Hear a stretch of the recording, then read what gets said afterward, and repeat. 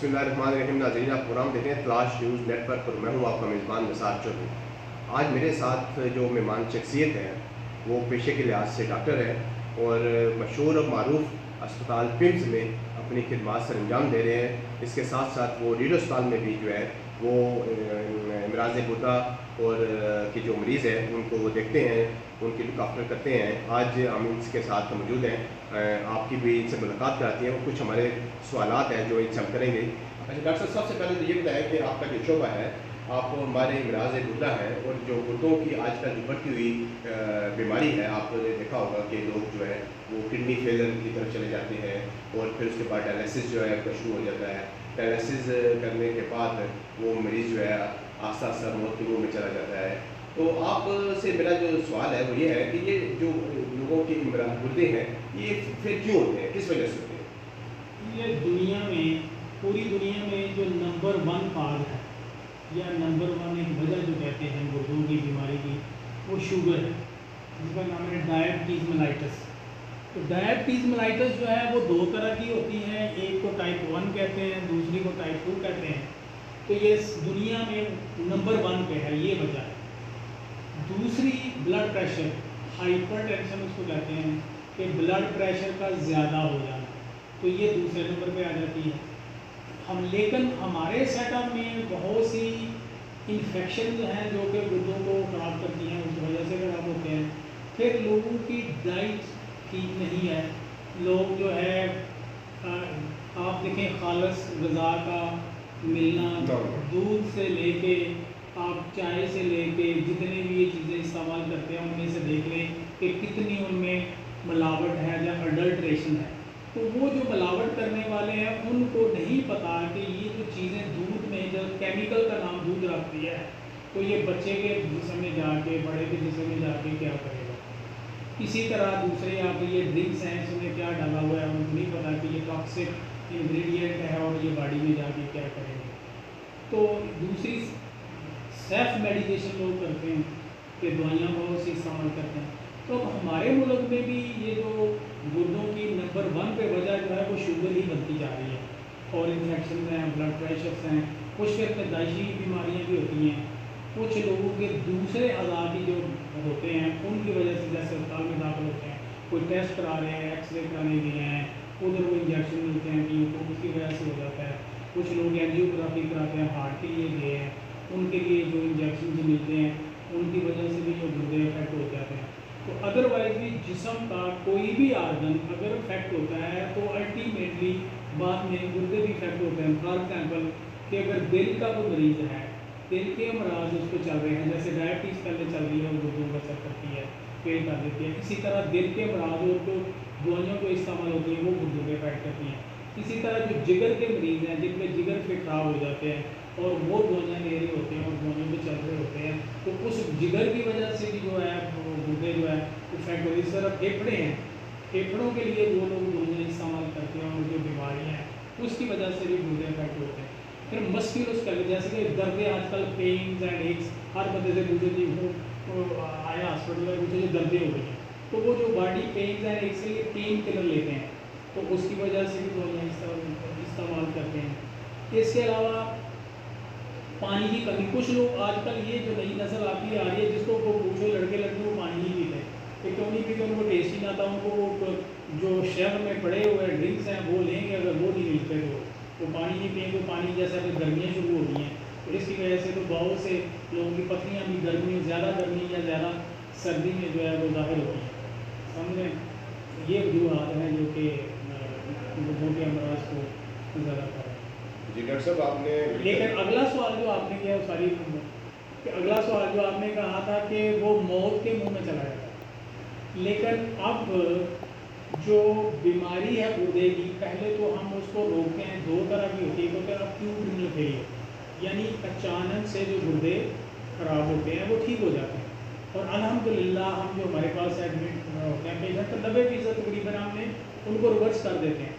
बाकी 5% ऐसे होते हैं जो कि एंड से जो नॉन कंप्लाइंट हो गए, इधर से उधर से रेफ़र होके आते हैं जी, कहते हैं जी जो हमने वापस नहीं आना, डायलिसिस पे जाना है। दूसरा है कि 5% ग्रे एरिया में जिसको हम अंडर ऑब्जर्वेशन रख लेते हैं।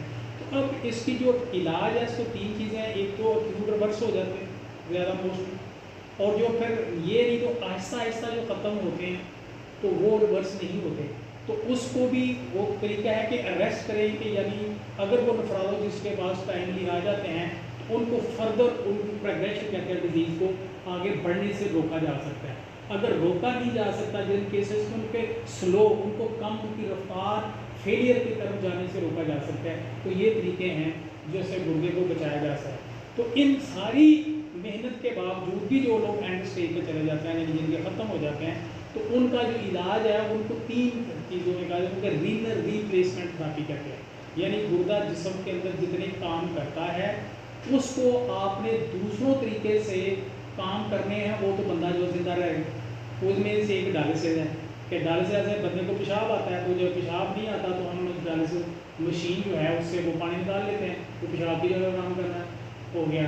दूसरी उसके इलेक्ट्रोलाइट इम्बैलेंसेस है, तो जो जहर है टॉक्सिन्स हैं जिसकी वजह से हार्ट बंद हो सकता है, जब मौत वाक़या हो सकती है, तो वो डायलिसिस से बाहर निकाल देते हैं। तो dialysis is one part of treatment, यानी रीनल रिप्लेसमेंट थेरेपी ये पूरा ट्रीटमेंट नहीं है।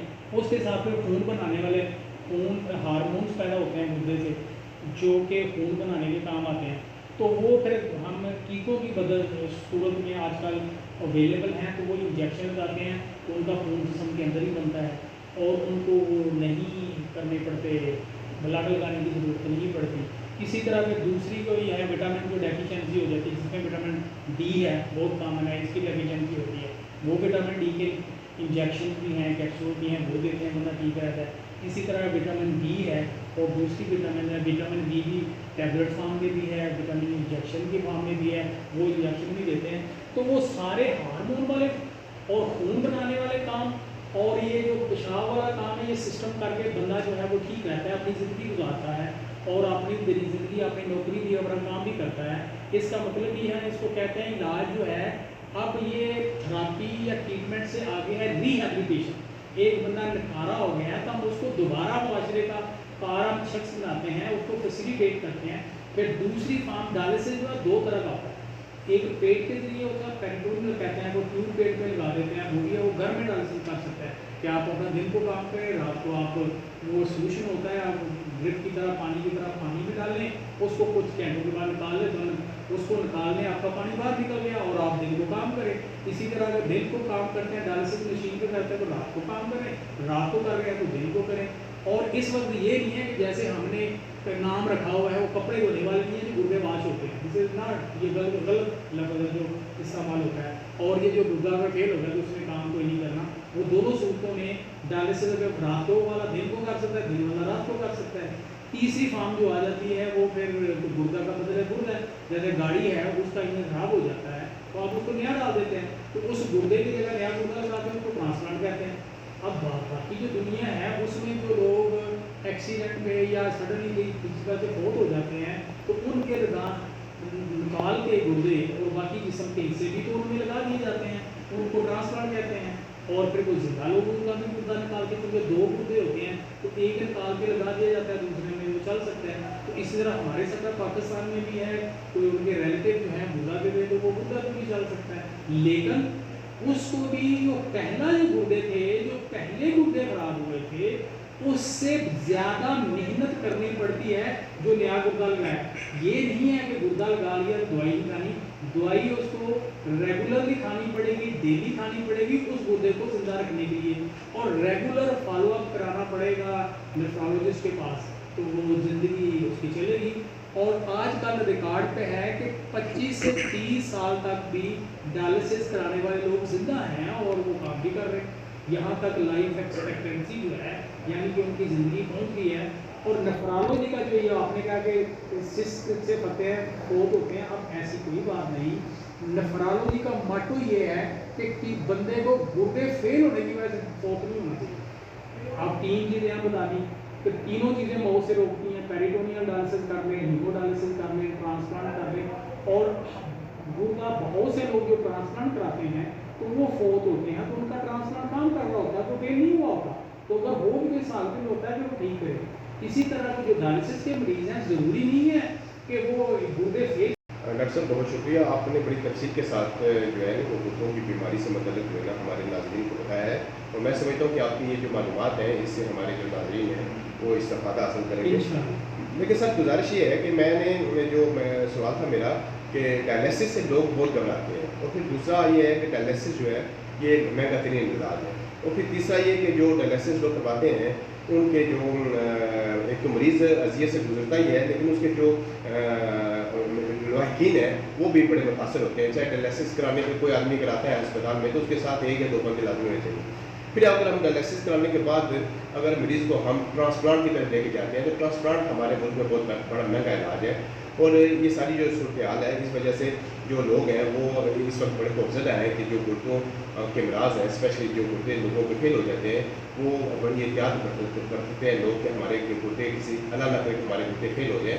लेकिन थोड़ा सा मैं ये आपसे पूछना चाहूँगा कि गुर्दों के नाकार होने की जो वजूहत है वो भी आपने बयान कर दी है, वो तो और बीमारियों की शक्ल में कहा है कि जिसमें उनका शुगर है, जिसमें ब्लड प्रेशर है, और जिसमें पत्नी है, वो ये सारी जो है ना गुर्दों के फेलियर में आर्थराइटिस है, और ये सारी पेन किलर लेने के।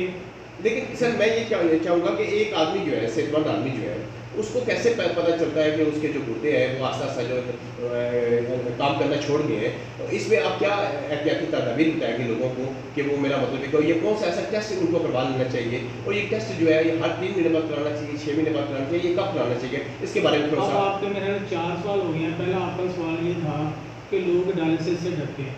पहली बात तो ये है कि यस, कोई भी जो चीज़ नेचर में नहीं है, जो नेचुरल चीज़ें होती हैं उनसे सब फेमिलियर होता है, जो अननेचुरल जो आर्टिफिशियल चीज़ें हैं उनका भी होता है कि क्या होगा, तो डेफिनेटली ज़्यादा मशीन होती है, दूसरा इंसान होता है, प्राइवेसी लूज होती है।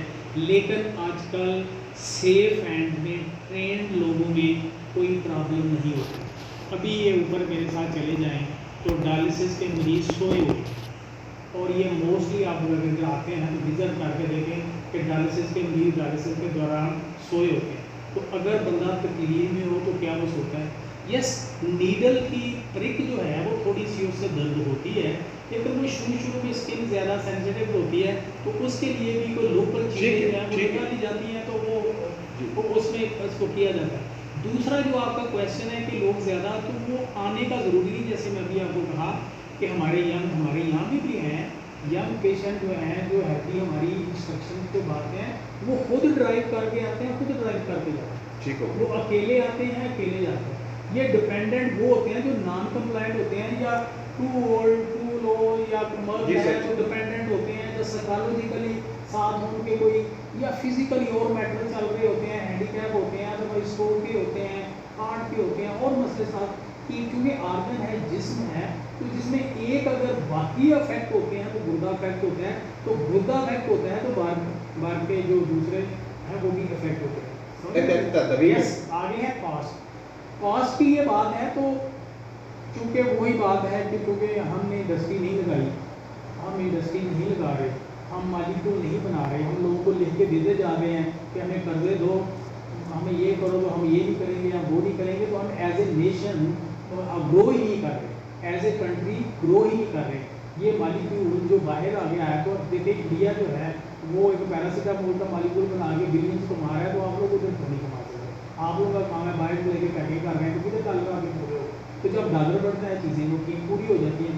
इसी तरह ये जो सोल्यूशन है हमें इधर बनाना चाहिए, जो डायलाइजर है वो जो अब सारी दुनिया में चीन की बनी हुई है, तो वो इंडस्ट्री इधर बन सकती है, इधर लगे। इसी तरह ये जो मशीन है उसमें पंप होते हैं, तो वो भर्ती होती है, वो मशीन हमें बनानी चाहिए, सैंपल करनी चाहिए, तो ये सस्ता हो जाएगा।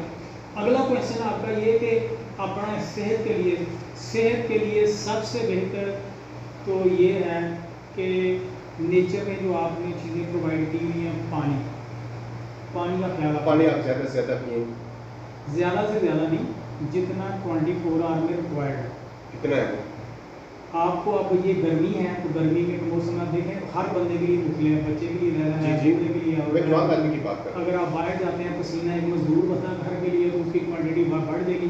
आप एसी में बैठे हुए हैं तो आपके लिए ज़्यादातर जो डॉक्टर बताते हैं, डॉक्टर साहब वो कहते हैं 1 लीटर 1.5 लीटर पानी जो है ना, पानी आम टेम्परेचर में आम बंदे को ठीक है, लेकिन वही करा दिया एक्टिविटी के हिसाब से। दूसरा है कि नेचुरल फ्रूट्स सारे खाएं, नेचुरल वेजिटेबल्स सारी खाएं, ठीक है। और ये जो आर्टिफिशियल फूड्स हैं, मैन मेड हैं, जिसमें आपको फास्ट फूड्स का नाम है, और ये जितने भी ड्रिंक्स हैं जिनके अंदर इम्प्योरिटी, मैं इसको इम्प्योर कहूँगा कि कुदरत के पानी को इम्प्योर करके अपनी बॉडी के अंदर लेके जाते हैं। तो जो चीज़ इम्प्योरिटी है तो वो केमिकल बन जाती है, तो केमिकल बॉडी के अंदर जाके अपना एक जो कि इफेक्ट करता है। तो नेचुरल ज़ीरो कैलोरी पानी इस्तेमाल करें, फ्रूट्स वेजिटेबल, सन है, सूरज है। पेन किलर मेडिसिन का इस्तेमाल, पेन सेल्फ मेडिकेशन बिल्कुल ना करें। अगर आपको ज़रूरत है तो आप डॉक्टर के पास हैं। शुगर नंबर 1 वजह है। इसको आपने, इसको कहते हैं, ट्रीटमेंट क्या है, फिजियोलॉजिकल रेंज। आपने पैथोलॉजी, बीमारी है पैथोलॉजी, रेस्टोरेशन टूवर्ड फिजियोलॉजी। आपने फिजियोलॉजी बॉडी की जो है, जो नॉर्मल कुदरती फंक्शन है, उसको रेस्टोर करना होता है, ठीक है। वो रेस्टोर होते हैं तो आप ठीक रहते हैं, वो रेस्टोर नहीं होते तो आप ठीक नहीं रहते हो, ठीक है। तो उसके लिए पानी, इन दवाइयों से, सेल्फ मेडिकेशन से बचना, ओवर मेडिकेशन से, मल्टी जो ड्रग्स है, पोली फार्मेसी है, इन चीज़ों से बचना है कि ये 2 पॉइंट रहना है। और दूसरा ब्लड, अगर शुगर का लेवल ठीक रखना है। दूसरा ब्लड प्रेशर से आपका रहता है तो ब्लड प्रेशर आपने कंट्रोल में रखना है, उससे आपकी आंखें, उससे आपके जो है ब्रेन, हार्ट सारे ठीक रहें। इसी तरह शुगर को कंट्रोल करने से आंखें, ये जो शुगर है तो सिर्फ गुर्दे पे नहीं, ये आंखों पे, दिमाग में, हार्ट पे, हर चीज़ पे, मस्तिष्क, हर चीज़ पे, बाल से लेके आपके नाखून तक इफेक्ट करती है। इसी तरह दूसरे पथरियाँ बनने हैं, वो बनती हैं तो उनको साथ साथ उनको एड्रेस करो। तो इसमें जो टेस्ट करवाने वाला था, अगर आपका रंग बदल रहा है, आप फटीग, थकावट महसूस करते हैं, तो आप अपना ख्याल करें, अपने टेस्ट करें, लिवर के भी कराएं, किडनी के भी कराएं, यूरिन के करा लें, अल्ट्रासाउंड। तो फिर एज वाइज के आपकी एज क्या है, यंग के लिए फ्रीक्वेंसी कम होगी, ओल्ड के लिए ज़्यादा होगी। अगर कोई बंदा कोई पहले किसी मर्ज में मुबतला है तो उसकी फ्रीक्वेंसी ज़्यादा होगी। अगर यंग है और उसको कोई मसला नहीं तो 6 महीने बाद भी। तो जी डॉक्टर साहब, बहुत शुक्रिया, आपने हमारे नाज़रीन को बड़ी मुफीद मालूमात दी हैं। मैं समझता हूँ कि ये इंटरव्यू आपका जो है, जिस वक्त हमारे नाज़रीन देखेंगे तो वो इससे ज़रूर सफ़ात हासिल करेंगे। नाज़रीन, जैसा कि डॉक्टर साहब ने आपको बताया कि आपने 3-4 चीज़ें जो है वो कंट्रोल करनी है। नंबर 1, आपने अपना शुगर जो है वो कंट्रोल करना है। नंबर 2, आपने ब्लड प्रेशर अपना कंट्रोल करना है। नंबर 3 जो है ना, आपने स्मोकिंग से भी परहेज़ करना है। और तीसरा और चौथा उन्होंने ये बताया था कि सेल्फ मेडिकेशन और पेन किलर जो अद्वियात हैं उनका भी आपने कम से कम इस्तेमाल करना है। ये सारी चीज़ें जो हैं अगर आप कंट्रोल कर लेते हैं तो आप गुर्दों के अमराज से बच सकेंगे, आप एक सेहतमंद ज़िंदगी गुजार सकेंगे। इसके साथ ही नाज़रीन, हमारे प्रोग्राम का वक्त खत्म होता है। मैं आपसे इजाज़त चाहता हूँ। अल्लाह हाफ़िज़।